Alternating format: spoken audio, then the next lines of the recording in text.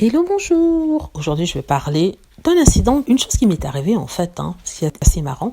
La plupart du temps, quand je fais mes recherches sur Meghan Markle, je vais sur les comptes Twitter des personnes qui sont toujours amenées à discuter, à parler d'elle, notamment Piers Morgan et aussi Omid Scobie, et je poste des commentaires sur ce qui est discuté sur leur page. Par exemple, hier, j'ai posté un commentaire sur la page de Piers Morgan. Il parlait en fait de Meghan en disant que voilà, ils ont signé un contrat de ceci et de cela. Une information en fait qui était fausse. J'ai fait d'ailleurs une vidéo dessus sur ma chaîne principale sur les 40 millions qu'il aurait fait pour des biographies. Donc, il a fait un commentaire du genre, oui, ce sont des hypocrites. Il disait pourtant qu'ils voulaient leur vie privée. Alors, j'ai juste rappelé au monsieur Piers Morgan, en fait, que la vie privée ne voulait pas dire vivre comme un ermite. Je lui ai dit aussi que si lui, il a la possibilité d'avoir une vie privée tout en travaillant à la télé, en parlant de la vie de Meghan Markle et en faisant l'argent dessus, il est tout à fait normal que Harry et Meghan aient une certaine vie privée tout en maintenant une présence publique parce que leur présence publique, c'est leur travail. Donc, j'avais parlé de ça.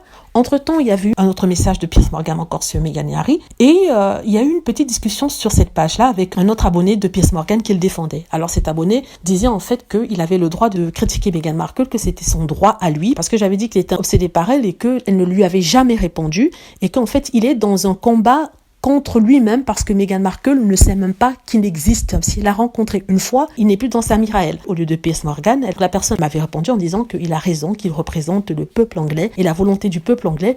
Il ne fait que dire ce que le peuple anglais ressent et que Meghan Markle et le prince Harry doivent arrêter de parler, doivent aller se cacher, qu'on n'entend plus parler d'eux.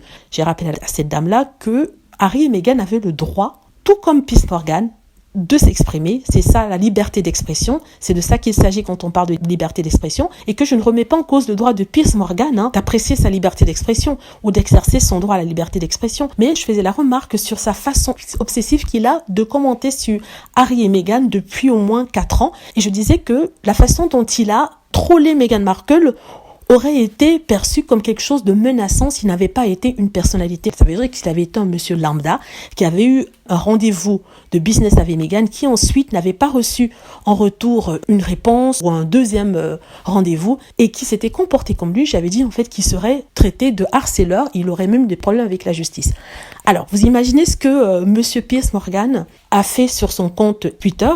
Lui qui se targue d'être la voix de la non-woke, c'est-à-dire des personnes qui ne font pas partie de la génération, personnes qui se plaignent, qui annulent les gens quand ils ne sont pas d'accord. Il se targue d'être le défenseur des droits à l'expression, à la réponse. Ce monsieur m'a tout simplement bloqué sur son compte et ça m'a fait rigoler parce qu'il m'a bloqué parce qu'il n'était pas d'accord avec ce que je disais. Je ne le harcelais pas, je n'avais pas marqué des messages horribles sur lui, je ne l'ai pas critiqué personnellement quant à sa vie privée, je faisais juste une remarque par rapport à ce qui avait été dit par une de ses abonnés qui le défendait. C'était peut-être une certaine réalité un peu trop vrai pour lui, donc du coup il m'a bloqué. Donc ça m'a bien fait rigoler et j'ai souhaité partager ça avec vous pour vous dire que les gens sont des hypocrites.